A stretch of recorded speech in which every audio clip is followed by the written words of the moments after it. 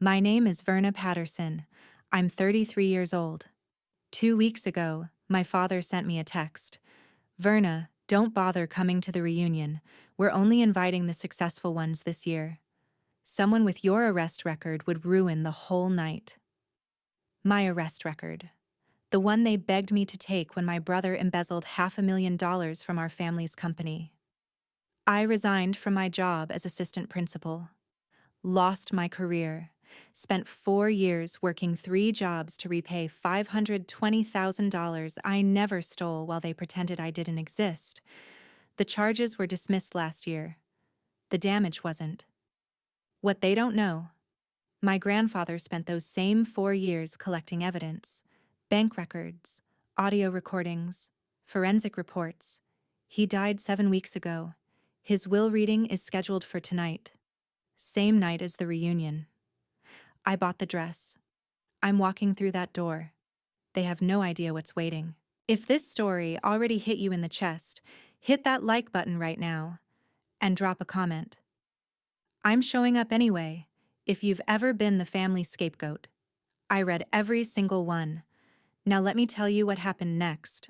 That text came in at 11:47 p.m. on a Thursday. I was already in bed. The phone buzzed on my nightstand. I picked it up, read it twice, and set it back down face up. I didn't sleep that night. Just stared at those words until 4:38 in the morning.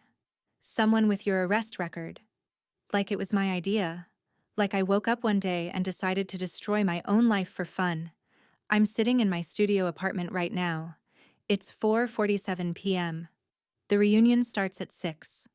I have 2 hours and 13 minutes before I need to leave. The dress is hanging on my closet door. Burgundy. Calvin Klein. $39.99 from TJ Maxx. I bought it 3 days after he sent that text. Spent grocery money on it. Worth it. My apartment is 847 Morrison Street, apartment 3B studio. 1 room, $1,285 a month. I've lived here since 2022. There's a thank you card on my refrigerator. It's been there for 5 years. A student named Brianna wrote it in 2021, back when I was still someone who mattered. You changed my life, Ms. Patterson. I'm going to college because of you. Next to it is a photo. Me and my grandfather at my promotion celebration in 2019. We're both smiling, sunflowers on the desk behind us, his handwriting on the back. Proud of you. You're going to do great things. That was 7 years ago. I drive a 2009 Honda Civic. The odometer reads 168,782 miles. I filled up the tank yesterday. Cost me $43. I work as a substitute teacher. Some days I make $140. Some days I make $128. It depends on the school, the grade, whether they need coverage for a full day or just half. Yesterday, I covered 7th grade English at Riverside Middle. A kid in the back row asked if I was even a real teacher. I said, "Today I am, open to page 47. 6 years ago, I made $78,000 a year. I had a corner office on the 3rd floor of Beaufort Academy. I had a window that faced a magnolia tree. I had 47 students in my scholarship program who got to go to college because I helped them. I had a fiancé. We were planning a wedding for June 2021. Sunflowers and a jazz band. I had a future. Then my family asked me to save my brother from prison. And I said yes. I didn't know. Yes meant losing everything. I didn't know temporary meant 4 years. I didn't know they'd let me burn while they moved on. But my grandfather knew. He watched it all happen. And he documented every single piece. Tonight, at 7 p.m., his attorney is going to read his will in front of 73 people. In that ballroom at the Charleston Harbor Hotel. Same room where my family is celebrating the Patterson Family Foundation's 25th anniversary. They think it's just foundation business, standard estate stuff. They have no idea what's in those envelopes. I do. I opened the safety deposit box 9 days ago. I've seen the forensic reports, the audio recordings, the evidence my grandfather spent 4 years collecting.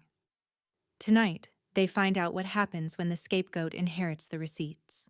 I'm looking at my phone right now. My father's text is still there. I never deleted it, never responded. I drafted 8 different replies that night, deleted them all. The 9th one just said, "I'll be there." I didn't send it. I didn't need to. The certified letter from my grandfather's attorney already told them I was legally required to attend. Failure to appear would result in forfeiture of inheritance. They probably think he's leaving me a few $1,000s. Maybe some furniture. Maybe his old car. They have no idea. Let me go back. You need to understand what I lost before you can understand what tonight means. May 2019. I was 26 years old. I'd been teaching at Beaufort Academy for 2 years. Started as a regular teacher in 2017, made $52,000. By 2019, they'd promoted me to assistant principal and director of financial aid. Youngest in the district, $78,000 salary, benefits, retirement plan, respect. The office was on the 3rd floor, corner spot with a window view. I could see the magnolia tree in the courtyard, the one that bloomed every spring. I managed the scholarship fund. We gave out $340,000 a year to students who couldn't afford tuition otherwise. Over 3 years, I'd helped 47 kids go to college. 47 futures I had a hand in building. The principal, Dr. Morrison, nominated me for District Educator of the Year in 2020. I didn't win, but being nominated meant something. It meant I mattered. My grandfather came to my promotion celebration, brought sunflowers, took that photo that's still on my fridge. On the back, in his careful handwriting, "Proud of you. You're going to do great things." I believed him. That same month, my boyfriend Marcus proposed. We'd been together 3 years. He was an engineer, made decent money, laughed at my jokes. The ring was a sapphire, my birthstone. Cost him $2,400. We planned the wedding for June 2021, found a venue, paid the $1,500 deposit, ordered 150 save-the-date cards. Everything was perfect. Then August 2020 happened. My father called at 7:23 p.m. on a Saturday. His voice sounded wrong, tight, like he was holding something heavy. "Verna, we need to talk. It's about Terrence. Come to the house tonight.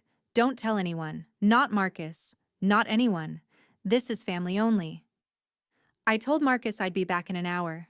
Left pasta cooking on the stove. Drove to my parents' house. I walked through the door at 8:09 p.m. My life ended at approximately 8:41. They were sitting at the kitchen table, all 3 of them. My parents and my brother Terrence. The same oak table I'd eaten breakfast at as a kid. Same chairs. But nothing felt the same. My mother's eyes were red. My father's coffee mug was half empty and cold.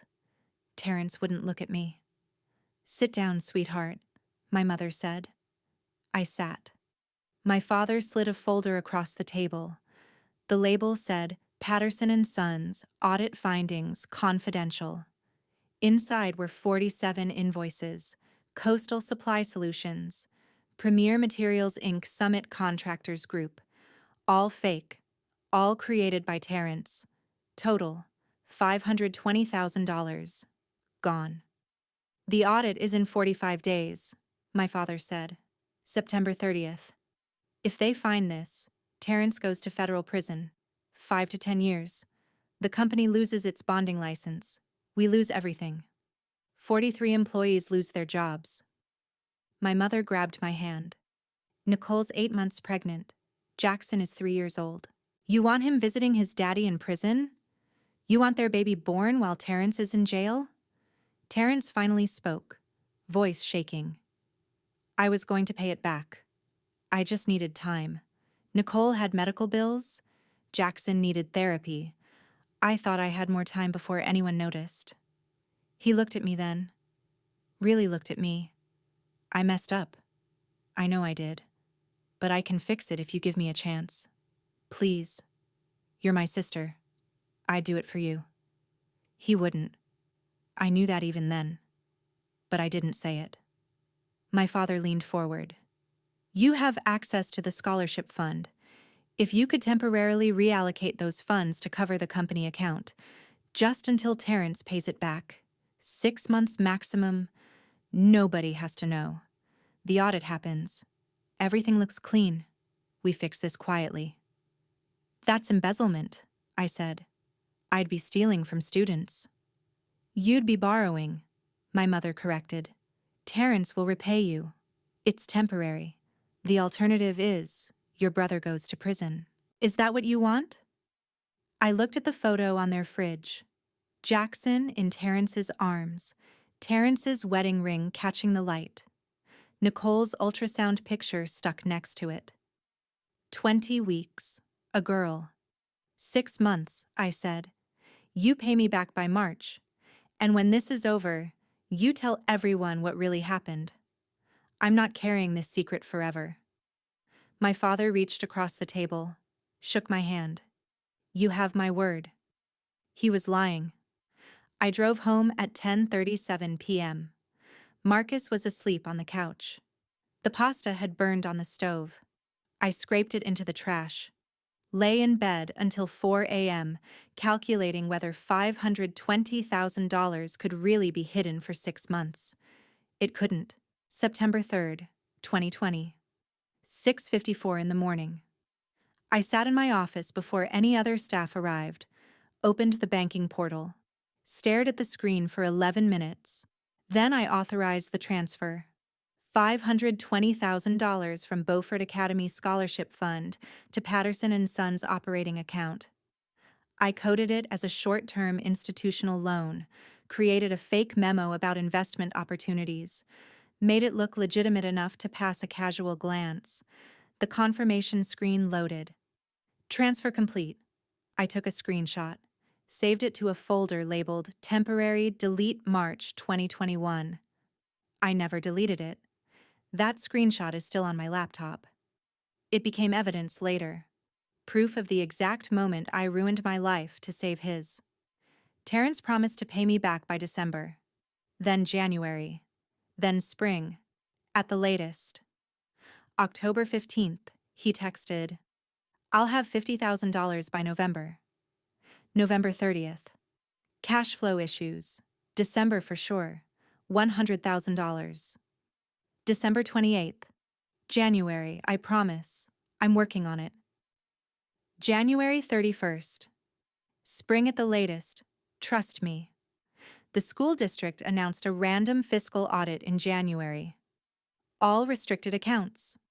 Completion date, April 15th.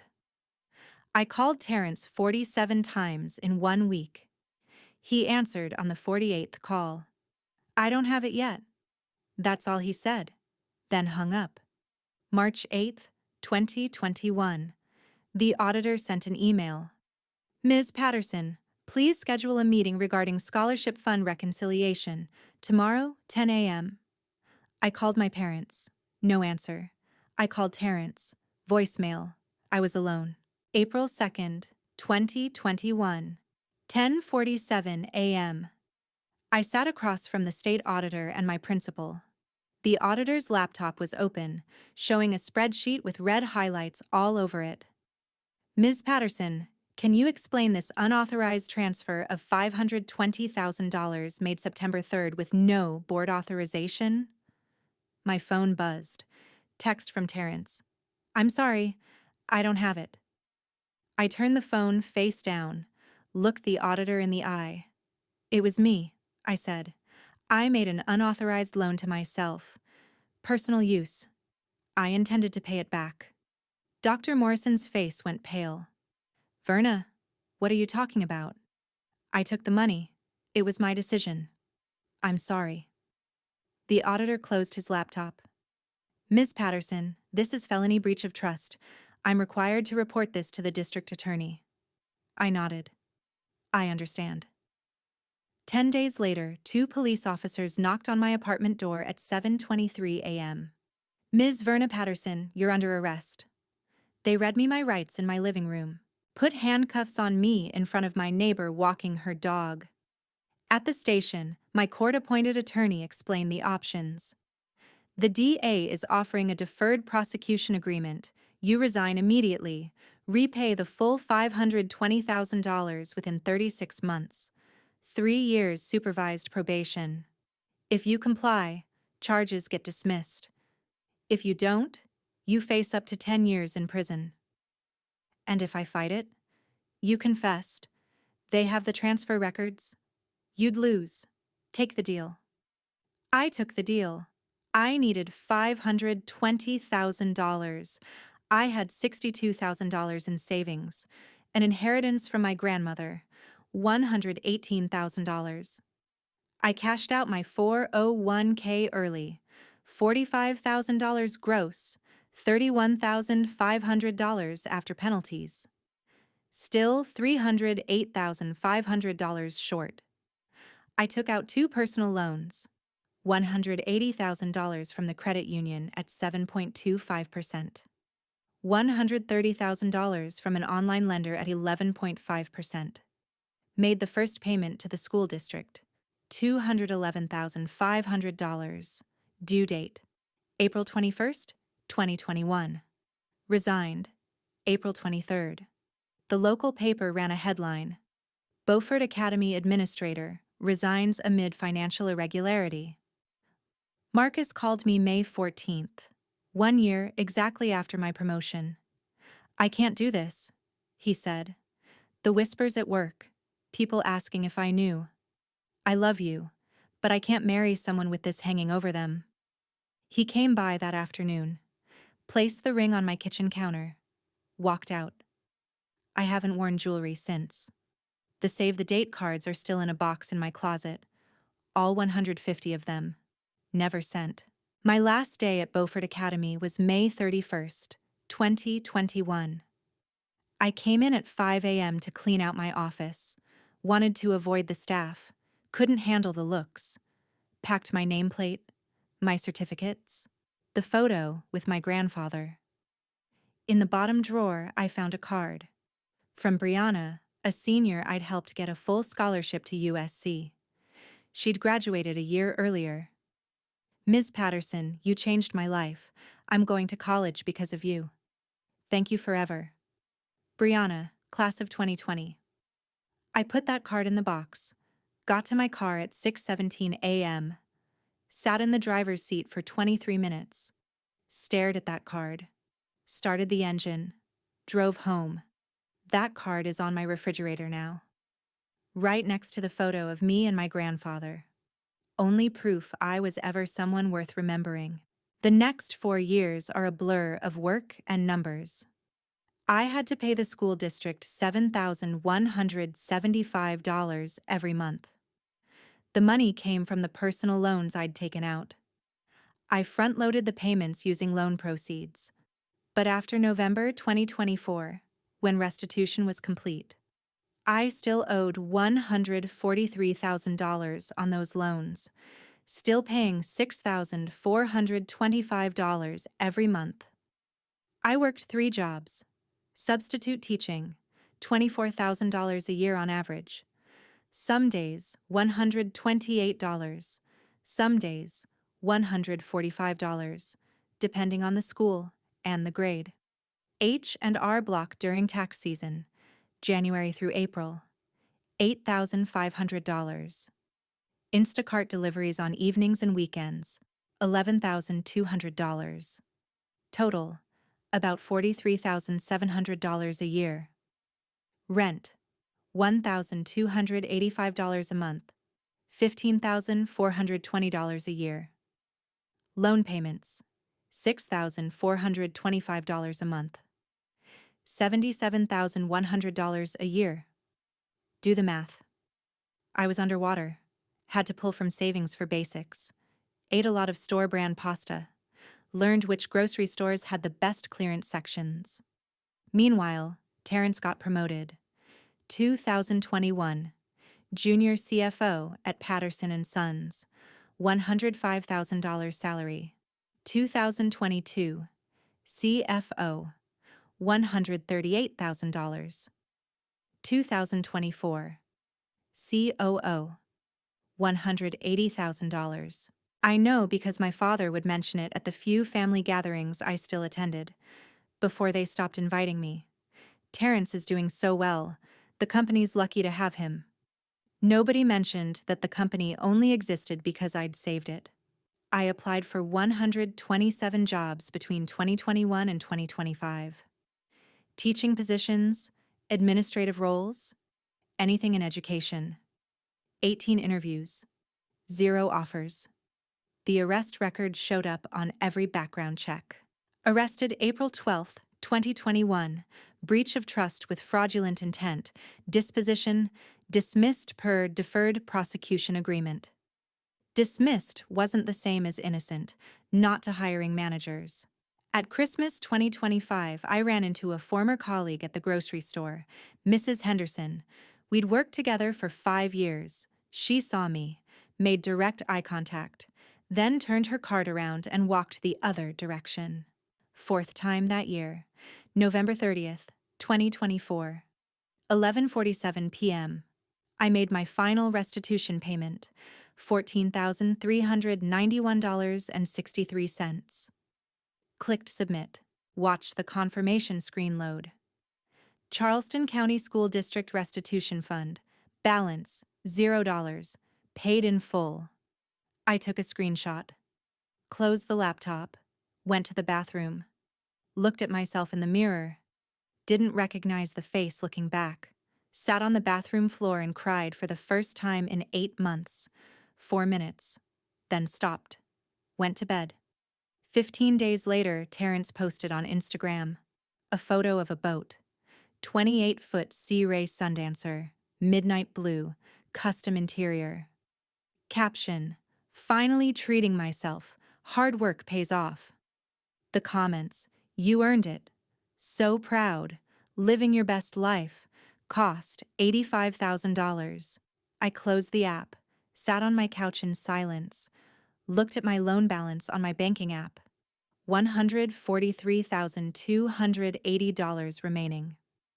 Looked at the screenshot from November 30th. Paid in full. Put my phone face down on the coffee table. Didn't sleep that night either. June 12th, 2021. I went to visit my grandfather. I hadn't planned to tell him. Hadn't planned to tell anyone. But I broke down in his kitchen. Told him everything, the embezzlement, the cover-up, the arrest, the deal I'd made. He listened without interrupting. When I finished, he was quiet for a long time. Then he said, I already knew. I looked up. What? I helped with the Patterson and Sons audit last summer. Volunteer work. I saw Terrence's digital fingerprints all over those fake invoices. I knew it was him. Why didn't you say anything? Because I wanted to see what your parents would do. Whether they'd protect you or protect him. He paused. They made their choice. Grandpa, I'm going to be okay. The charges will be dismissed after I finish paying. This isn't okay, Verna. They let you take the fall for his crime. They're letting you lose everything while he gets promoted.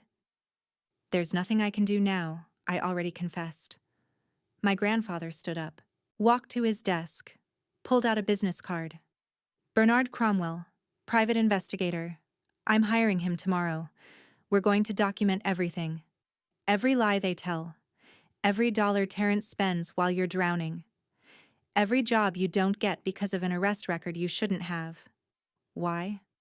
Because 4 years from now, when you've paid every penny, when you've done everything they asked and more, they're still going to treat you like you're worthless. And when that day comes, you're going to need proof you were never the criminal they made you out to be. He pulled out a yellow legal pad, started writing. Tell me everything again. Dates, times, who said what, every detail. We sat at that kitchen table for 4 hours. My grandfather documented it all. That was the day the case against my family began. For the next 4 years, I visited my grandfather 3 times a week: Tuesday afternoons, Thursday evenings, Sunday mornings after church. Everyone thought we were just close, thought I was being a good granddaughter, spending time with an old man. We were building evidence. The private investigator Bernard Cromwell was a certified fraud examiner. 22 years in forensic accounting. He'd worked white-collar crime cases for the FBI. He recovered deleted files from Patterson and Son servers, 47 fake invoices with metadata showing they were created on Terrence's work computer. He subpoenaed text messages from the phone company. 118 messages between my parents and Terrence discussing how to keep the story straight. He tracked every job rejection I received. 127 applications documented the pattern. But the most damaging evidence came from a bar in Charleston, June 18, 2022. The investigator had Terrence under light surveillance, followed him to Harbor Bar after work. Terrence met a friend. They sat at the bar, drank, talked loud enough to be overheard. The investigator recorded it. 6 minutes and 47 seconds of my brother bragging about what he'd done to me. My sister took the fall. Parents asked her, and she just agreed. She lost her job, her career, everything. Laughing. She's stupid, but useful. His friend. Damn, that's cold. She know you're not paying her back? Terrence. She doesn't ask. She just takes it. Perfect scapegoat. I bought Nicole that Cartier bracelet with my Q2 bonus. $6,200. Verna's probably eating ramen. Both of them laughing. My grandfather played me that recording once, December 2025. I listened to the whole thing, then asked him to play it again. The second time, I didn't cry, just memorized every word. By December 2025, the investigation was complete. 832 pages, forensic analysis, deleted emails, bank records, witness affidavits, audio evidence. My grandfather was diagnosed with pancreatic cancer in March 2023, stage 3. The doctors gave him 18 to 24 months. He lived 22 months, held on as long as he could. January 10th, 2026, he revised his will. Called his attorney, Malcolm Calloway, made very specific arrangements. January 18th, I visited him in hospice. He was weak, but lucid. The reunion, he said. March 16th, Malcolm's going to read the will there, in front of everyone. Grandpa, you don't have to. He squeezed my hand. Yes, I do. Because when I'm gone, they'll try to rewrite this story. 73 witnesses means they can't. You understand? I nodded. You paid every penny. That's evidence of who you are. The reunion is evidence of who they are. He died 7 days later, January 25th, 2026, 4:17 in the morning. I was with him. The funeral was small, 90 chairs in the chapel, every seat filled except one. The seat next to me in the back row. My brother sat in front with Nicole and their 2 children. My parents sat beside them. They greeted mourners, looked dignified in their grief. Nobody sat next to me. After the service, during the reception, I overheard my cousin Diane. That's Verna. She was close with Grandpa Jack, but there was some trouble a few years back. Financial stuff. We don't really talk about it. I left early, drove to the cemetery alone, stayed until the sun went down. 7 weeks later, I'd be back. But first came the text. February 28th, 2026. 11:47 p.m. I was in bed. Phone buzzed. Message from Dad Mobile. Opened it. Verna, don't bother coming to the reunion. We're only inviting the successful ones this year. Someone with your arrest record would ruin the whole night. You understand? Dad. I read it 3 times, set the phone down on my nightstand, stared at the ceiling, picked it up again at 1:13 a.m. Started typing. I've paid back every dollar. The charges were dismissed. I've done everything you asked. Deleted it. Typed. I'm coming whether you want me there or not. Deleted it. Typed. You asked me to take the fall. I did. You promised to make it right. You didn't. I deserve to be there. Deleted it. I drafted 8 replies that night. Deleted them all. Fell asleep at 4:38 a.m. The 9th reply, the one I never sent, just said, I'll be there. I didn't need to send it. 4 days later, the certified letter arrived. March 2nd, 2026. Monday afternoon. I got home from substitute teaching at 4:15. Checked my mailbox. Green certified mail card. Signature required. Return address: Callaway and Bright. Attorneys at law: 182 Meeting Street, Charleston, South Carolina. I signed for it. Opened it in my car. Heavy paper. Formal seal. Dear Ms. Patterson, your presence is legally required per the last will and testament of Jackson Monroe Patterson, deceased January 25th, 2026. Date: March 16th, 2026. Time: 6 p.m. Location: Charleston Harbor Hotel, Sapphire Ballroom. Failure to appear may result in forfeiture of inheritance. Inside the envelope, a small brass key. A tag attached. Safety Deposit Box 1847, First National Bank, Charleston. I sat in my car for 11 minutes, holding that key. My grandfather left me something important enough to put in a safety deposit box. Something he wanted me to have before the reunion. March 5th, 10:15 a.m. I walked into First National Bank. I need to access Box 1847. The clerk checked my ID, verified my name against the account, led me to the vault. She inserted her key. I inserted mine. The box slid out. She left me alone in the small room. I opened the box. 3 sealed manila envelopes, labeled "For Verna only, to be opened, March 16th, 2026. A letter. 8 pages. My grandfather's handwriting. A USB drive. Label: Evidence, complete file, Patterson family fraud, 2019 to 2021. A small velvet bag. Inside, my grandmother's pearl earrings, the ones she wore at her wedding in 1951. I picked up the letter, hands shaking. Verna, I've watched you carry a burden that was never yours. I've documented every lie, every theft, every moment they chose comfort over your truth. Sunday will be difficult, but you won't face it alone. You'll face it with proof. I love you. Make them see what they refuse to see. Grandpa Jack.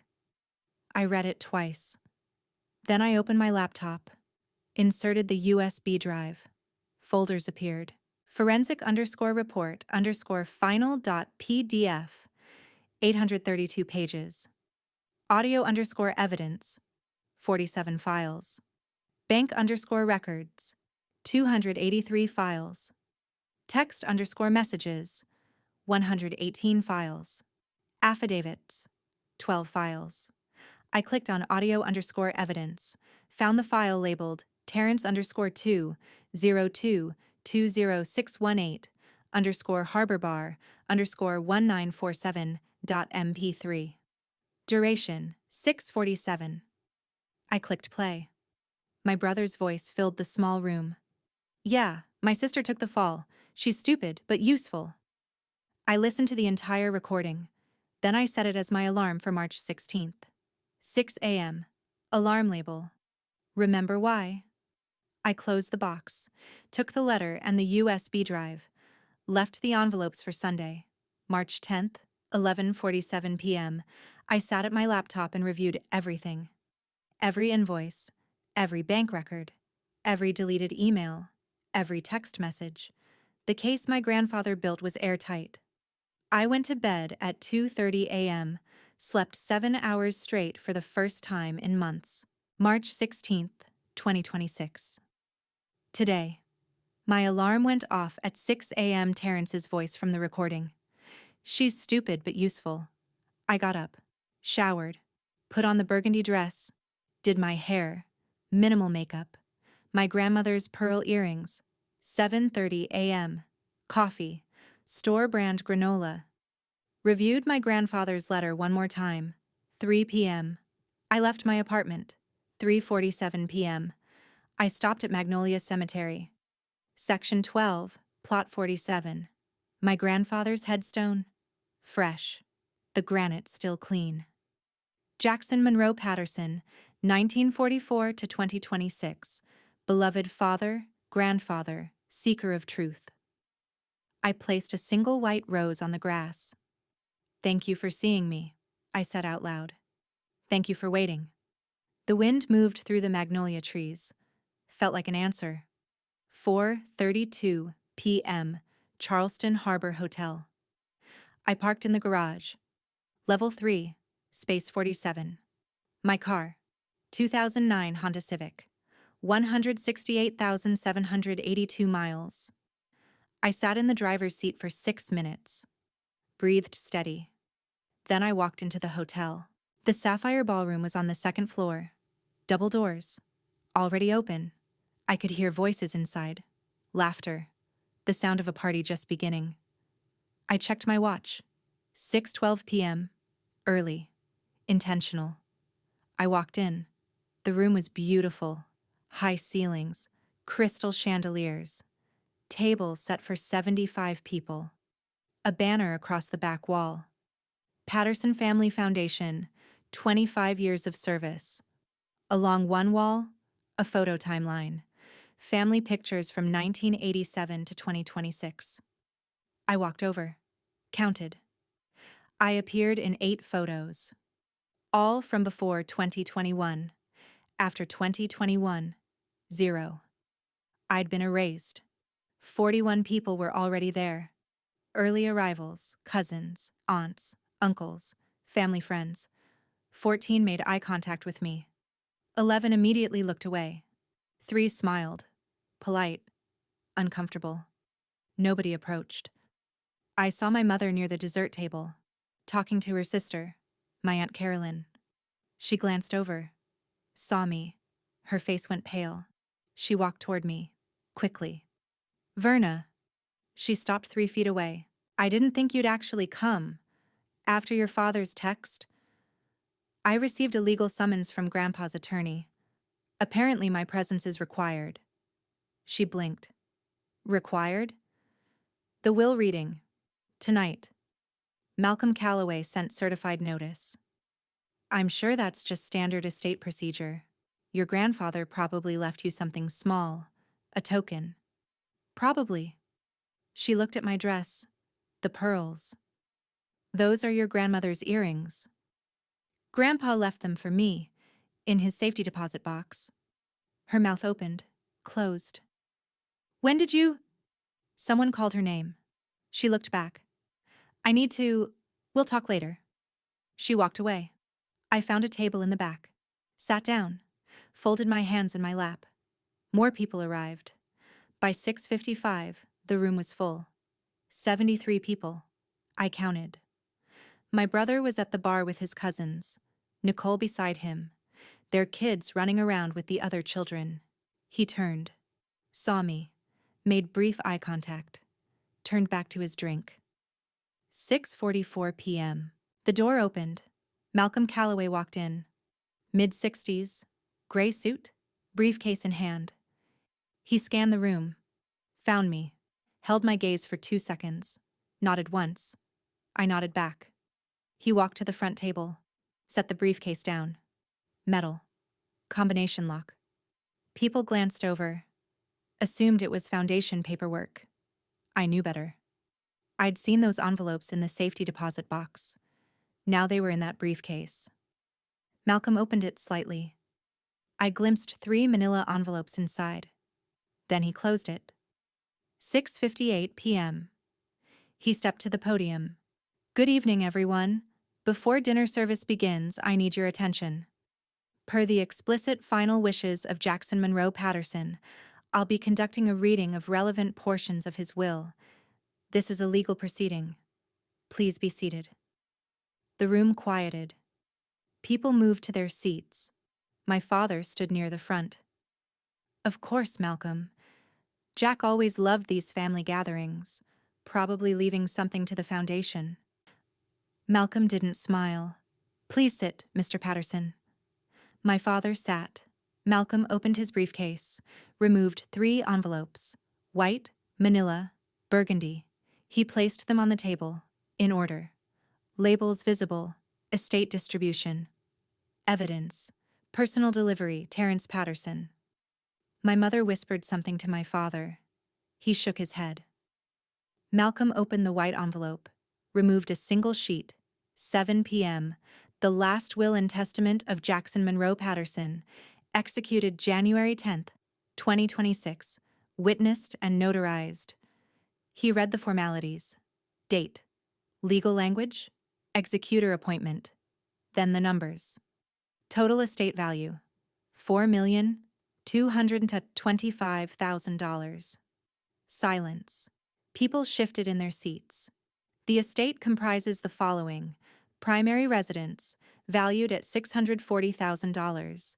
Investment accounts, valued at $865,000. Patterson and Sons Construction Company stock, 40% ownership, valued at $2,720,000. My father's hand tightened on my mother's. Malcolm continued. Distribution of estate. Verna Patterson, 85%. Silence. 3 seconds. Then chaos. What? That can't be. 85? Malcolm's voice cut through. 85% of total assets, including 40% ownership of Patterson and Sons Construction. This makes Ms. Verna Patterson the single largest shareholder of the company. My brother stood. What the hell does that mean? Malcolm didn't look up.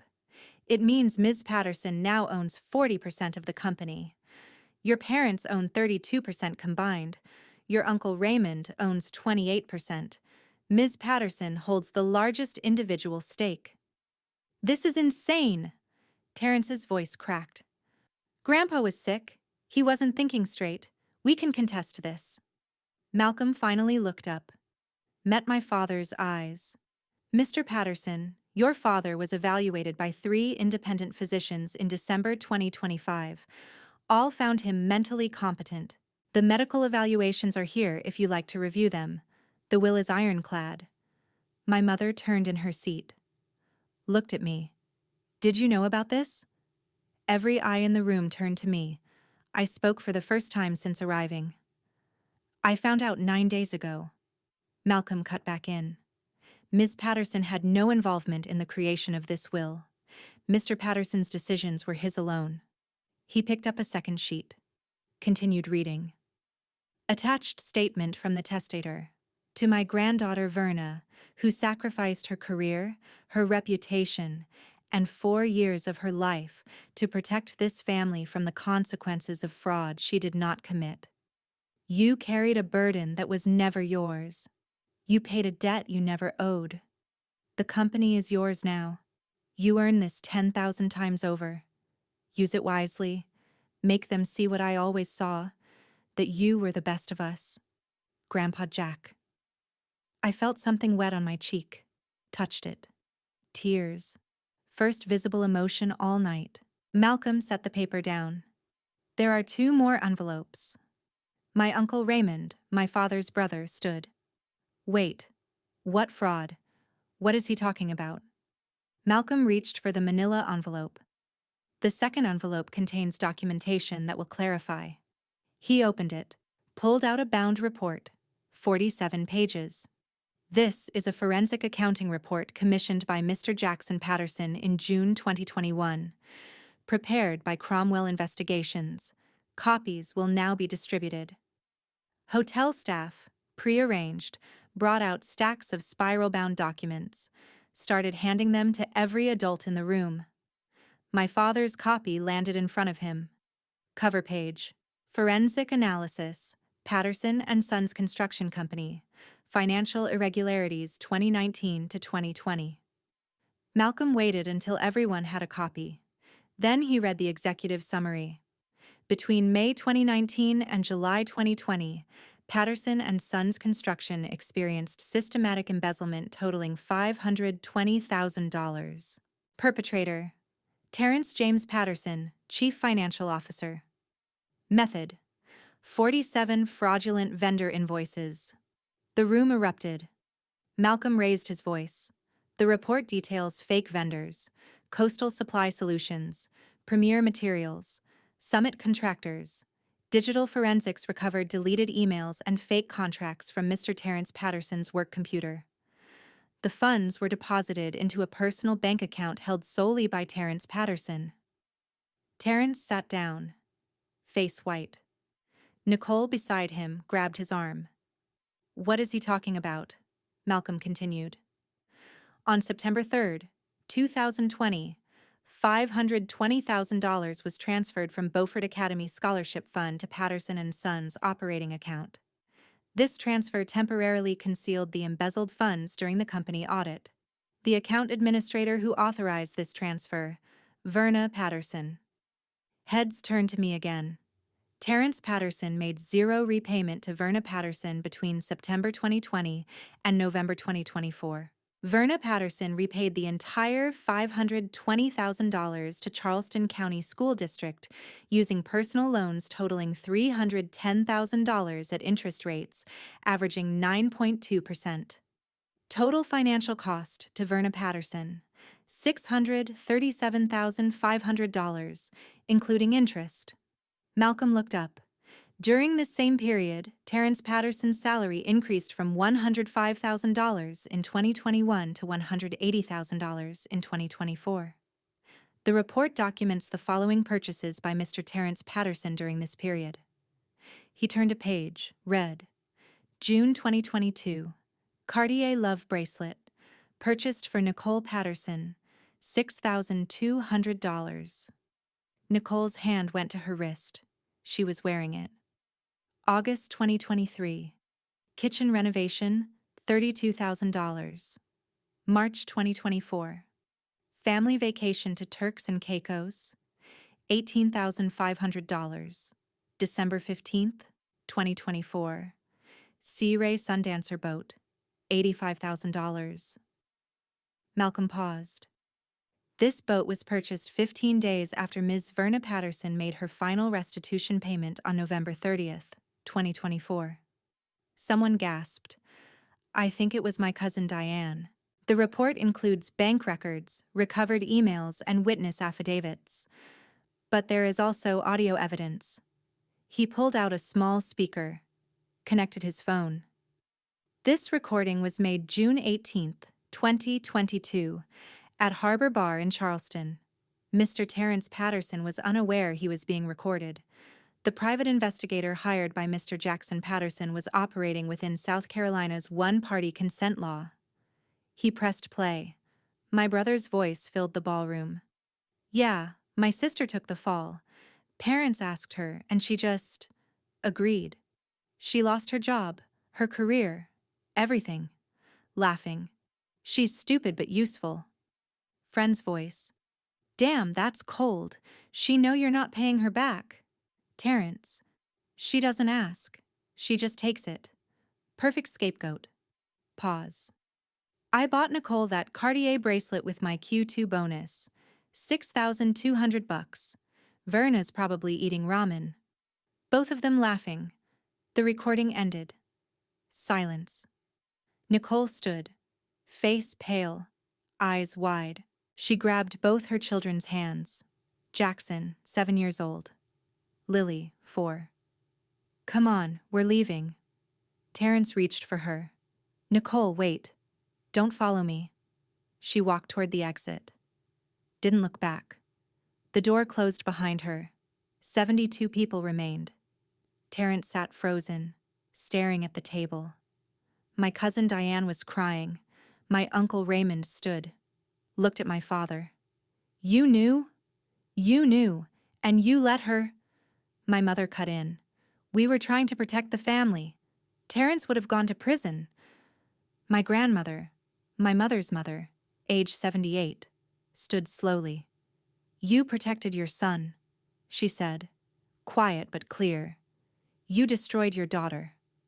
My mother started crying. Malcolm cleared his throat. There is one final envelope, addressed specifically to Mr. Terence Patterson. He picked up the burgundy envelope, walked to where Terence sat, handed it to him directly. You have a choice, Mr. Patterson. I can read this aloud, or you can read it privately and leave. Which do you prefer? Terence didn't move, didn't speak. My father stood. This is a setup. Verna orchestrated this whole... I spoke, cut him off. Let him read it. Everyone turned to me. I looked at Terence across the room. Let him read it aloud. Everyone here deserves to know what Grandpa wanted to say to you. Terence opened the envelope with shaking hands, pulled out a single sheet. Malcolm took it from him. I'll read it. He returned to the podium, read my grandfather's words.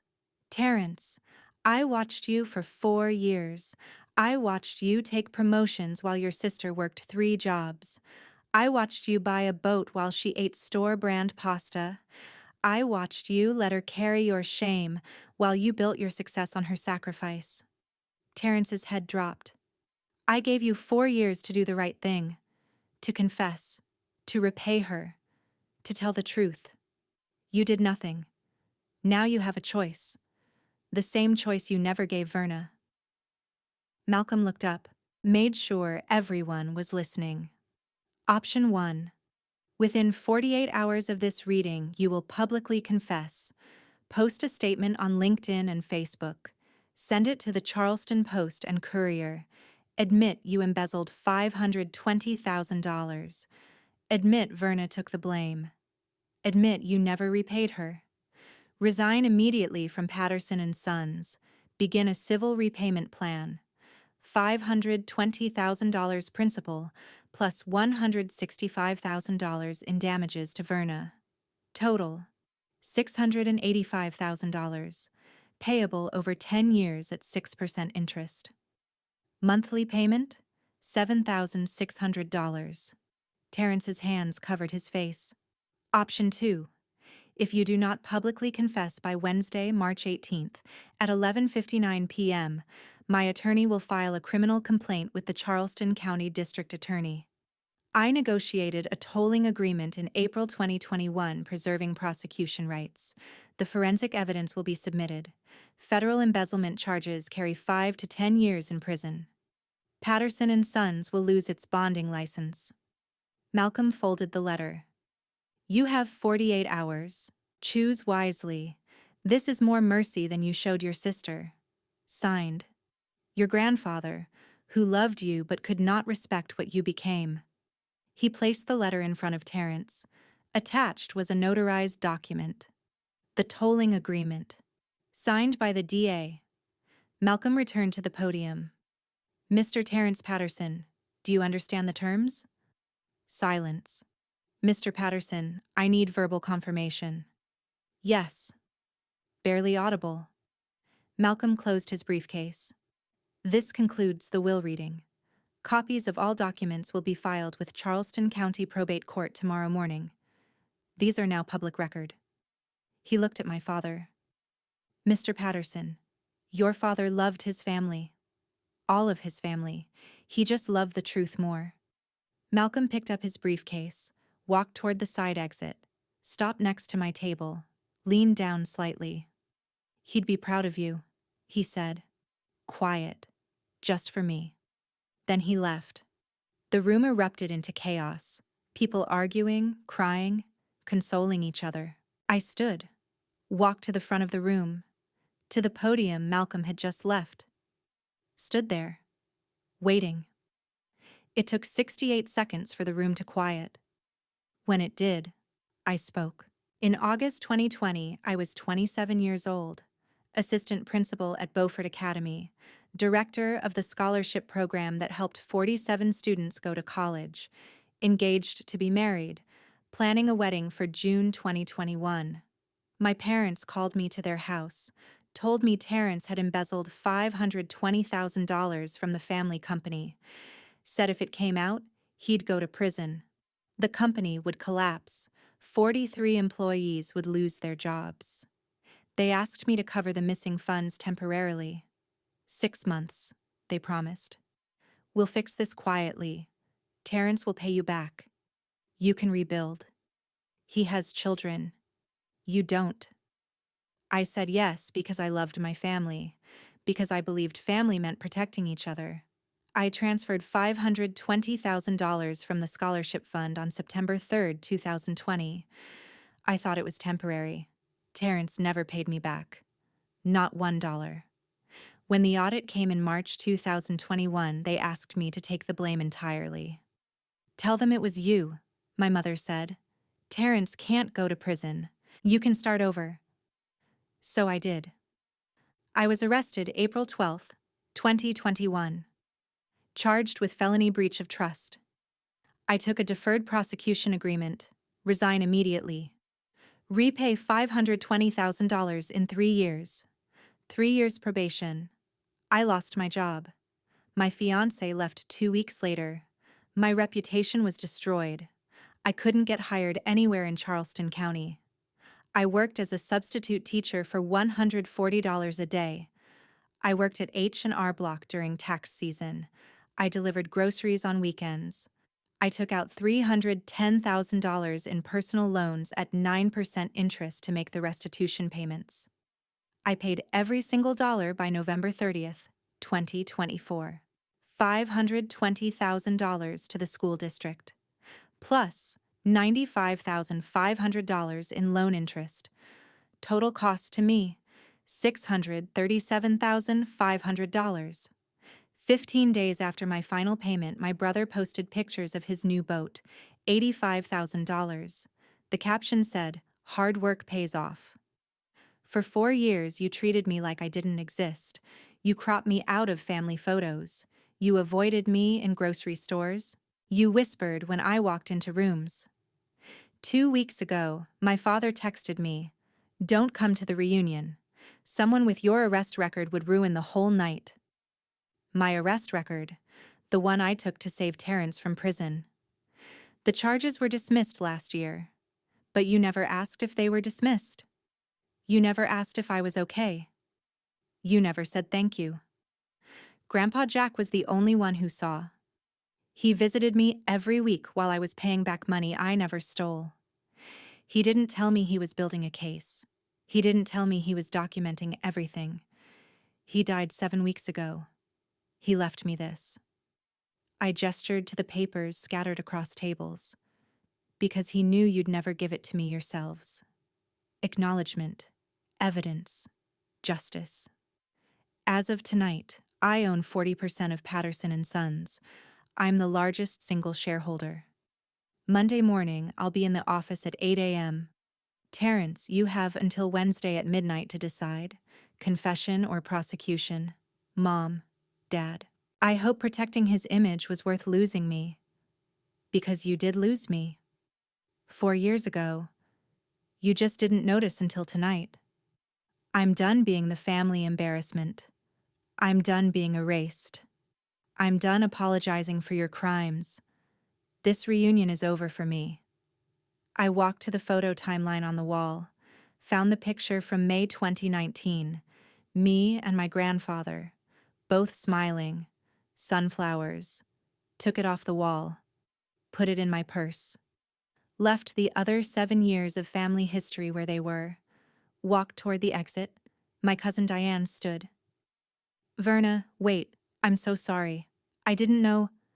I stopped, looked at her. "You could have asked." Kept walking. My grandmother intercepted me at the door. "Verna?" I stopped. She reached for my hand, held it. "Sunday dinner. My house. 5 p.m. Just you. I'll make pot roast. First softness all night. I'll be there, Nana. Your grandfather was right about you. Always was." I hugged her. Briefly. Then I left. I got to my car at 8:06 p.m. Level 3, space 47. Unlocked it. Sat in the driver's seat. locked the doors, pulled out the photo I'd taken from the wall, me and Grandpa Jack, May 2019, placed it on the passenger seat, rested my forehead on the steering wheel, and cried. Not sad crying, release crying. 3 minutes and 12 seconds. Then I stopped, wiped my face with a tissue from the glove box, started the car, drove home, slept 9 hours straight for the first time since 2020. The next morning, my phone had 47 missed calls. I ignored them all, made coffee, sat on my couch, looked at my email. 43 new messages, one from Malcolm Calloway. Subject: estate transfer documents. I opened it, scanned the attachments. Everything was in order. The inheritance would be transferred within 5 business days. I closed my laptop. 8:23 a.m. Text from my mother. We need to talk. Please call me. I replied. My attorney will contact you regarding estate matters. Personal communication is paused indefinitely. 2:15 p.m. I got a text from my cousin Diane. Just saw on the county clerk website, Nicole filed for divorce. I didn't respond. 4:47 p.m. My uncle Raymond called. I answered. Verna, I had no idea. None of us did. I'm sorry. Thank you. Board meeting this Friday. We need to elect a new CEO. The votes are yours if you want it. I'll be there. For what it's worth, your grandfather made the right call. I hung up. 9:30 p.m. Terrence posted on LinkedIn. I saw it because Diane sent me a screenshot. I embezzled $520,000 from Patterson and Sons Construction between May 2019 and July 2020. When discovered, my family asked my sister Verna Patterson to cover the theft temporarily using scholarship funds she administered. She agreed to protect me from prison. When the school district auditor discovered the missing funds in 2021, Verna took full responsibility. She was arrested, lost her career, and spent 4 years repaying money she never stole. I never thanked her. I never repaid her. I let her suffer while I was promoted and prospered. I resigned from all positions at Patterson and Sons effective immediately. I am arranging civil repayment to my sister. I am deeply sorry. Terrence Patterson. 1,847 views in the first 3 hours. 203 comments. Mostly negative toward him. 392 shares. I turned off my phone. Went to bed. March 19th. Wednesday morning. Charleston Post and Courier front page. Headline: Local business executive confesses to embezzlement. Sister exonerated after 4-year ordeal. The article interviewed 3 former colleagues from Beaufort Academy. We always thought something was wrong. Verna would never do that. Dr. Morrison, my former principal, was quoted. We failed Ms. Patterson. I owe her an apology that's 4 years overdue. He called me that afternoon. Verna, I'd like to discuss bringing you back. Consulting capacity. Redesign our scholarship oversight program. $12,500 and... I'm sorry. We should have asked more questions. I'll think about it. I hung up. March 20th, Thursday evening. Bank notification. Wire transfer received. $3,591,250. My grandfather's inheritance. I stared at the number for a long time. Then I texted my grandmother. Pot roast Sunday. What time? 5 p.m. Bring nothing but yourself. Love you. I smiled. First real smile in 6 years. Sunday, March 23rd. I drove to the cemetery before going to Nana's. 5 p.m. The light was golden. Brought sunflowers. His favorite. Sat on the grass next to his headstone. Thank you for seeing me. Thank you for waiting. Thank you for making sure they couldn't ignore it anymore. Pause. I got the company.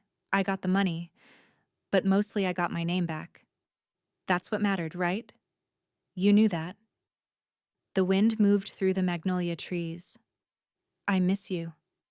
I wish you were here to see Monday when I walk in as CEO. But I guess you saw it already. You saw it 4 years ago. I stayed until the sun started setting. As I drove away, I stopped at a red light. A Mercedes pulled up next to me. My mother's car. I recognized the license plate. She was in the driver's seat. She saw me, made eye contact, mouthed, "I'm sorry." The light turned green. She didn't move. I did. Drove forward. Didn't look back. Not ready yet. Maybe someday. Not today. 6 months later, September 2026. I'm sitting in my office, CEO of Patterson and Sons Construction, corner office, third floor. Same view I had at Beaufort Academy, different building, but I can see magnolia trees from here too. The company is doing well. Revenue is up 18% since I took over.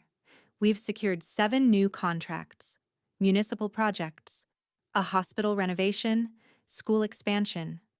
I established the Patterson Family Scholarship Fund in April. Initial funding, $100,000. This fall, we awarded 12 scholarships, $8,500 each, to educators who've faced wrongful accusations. One of the recipients wrote to me last week, a teacher who was falsely accused of inappropriate conduct 3 years ago, cleared, but couldn't get hired anywhere. She's going back to school now. Master's degree in counseling. Her letter is in my desk drawer, next to Brianna's thank you card from 2021. Evidence that what I built still matters. I moved into a 2-bedroom condo in downtown Charleston in June. Bought it cash. $385,000, traded in the Civic for a 2024 Subaru Outback. The personal loans are paid off. Final payment, April 15th. $143,280 cleared. I'm dating someone. His name is Andrew.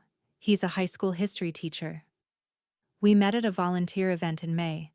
I told him everything on our second date. He said, "That's the bravest thing I've ever heard, and also the most messed up. Want to get ice cream and talk about literally anything else?" We've been together 4 months. Taking it slow. It's healthy.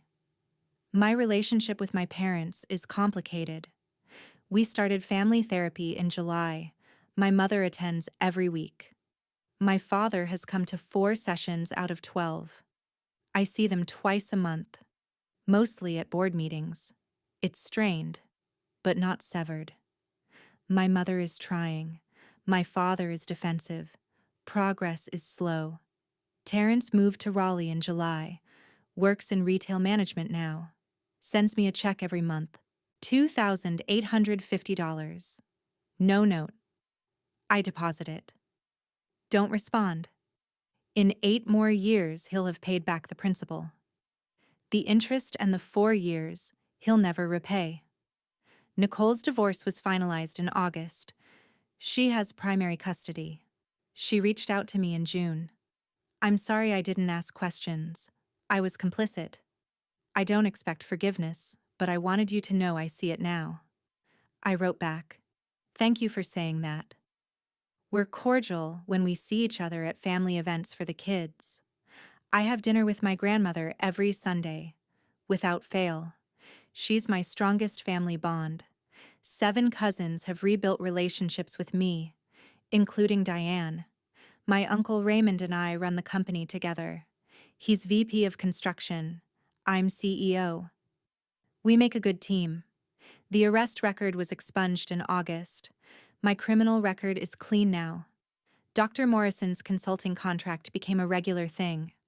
I redesigned Beaufort Academy's scholarship oversight program, dual signatory requirements, quarterly board reports, ethics training. I've been asked to speak at 3 education conferences about ethics and whistleblowing. I declined all of them, not ready for the spotlight, but maybe someday. This afternoon, I received a letter. Handwritten envelope. Return address. Brianna Henderson. I opened it. Ms. Patterson, I'm a senior now at College of Charleston. Business major, 3.8 GPA. I heard what happened to you. I always knew you were innocent. You gave too much to have taken anything. The scholarship fund you created just awarded my younger sister $8,500. She's going to Clemson to study education. She wants to be like you. You changed my life in ninth grade when I had nobody. You're still changing lives. The people who tried to erase you failed. Thank you for being who you are, even when it cost you everything. Love, Brianna. I read it twice. Opened my desk drawer. There's a folder in there labeled Why It Mattered. 23 letters and emails from students and colleagues who've reached out since March. I added Brianna's letter, closed the folder, looked out the window at the Charleston skyline, the harbor in the distance, the sun starting to set, smiled. Small smile, real smile. First genuine smile in 6 years. I sat at my desk for 10 more minutes, just breathing. Then I went home. Andrew and I are cooking dinner together tonight. Pasta. The kind I actually like, not the store-brand kind I ate for 4 years. My life. Finally mine again. People ask me if it was worth it. 4 years. $637,500. My career. My fiancé. My reputation. My place in my family. The answer isn't simple. Was it worth it to protect my brother from prison? At the time, I thought so. Now? I don't know. Maybe the question isn't whether it was worth it. Maybe it's whether I had a real choice. They asked me to save the family. I said yes, because I believed family meant protecting each other. I didn't understand yet that they meant protecting him, not me. I lost 4 years of my life paying back money I never stole. But I learned who I am when everything is taken. I learned which family members actually see me. I learned that justice delayed is not justice denied. Sometimes it's justice with documentation. I'm 33 years old, CEO of the company that almost destroyed me. Dating someone who knows my whole story and doesn't flinch. Living in a home I own. Driving a car that starts every time. Sleeping through the night. My parents apologized. Sort of. They still say things like, "We thought we were doing the right thing," and "We never meant to hurt you." Maybe they believed that. Maybe they still do. I see them at board meetings. My mother tries. My father doesn't. That's their choice. I don't forgive them yet. Maybe someday. Not today. My brother sends me checks. I cash them. We don't speak. In 8 years, when the debt is paid, maybe we'll talk. Or maybe we won't. The person I think about is my grandfather. He gave me more than money. He gave me proof I wasn't crazy. Proof I wasn't wrong. Proof that somebody saw. If you're carrying someone else's blame right now, if your family made you the scapegoat to protect someone else, hear this. You're not crazy. You're not wrong. What they did to you was not okay. Document everything. Tell one person who believes you. Wait for your moment. It will come. My name is Verna Patterson. I'm 33 years old. I'm not the family embarrassment anymore. I'm not the criminal they said I was. I'm not the failure who ruined the reunion. I'm the one they couldn't erase. And I'm the one who gets to write what happens next.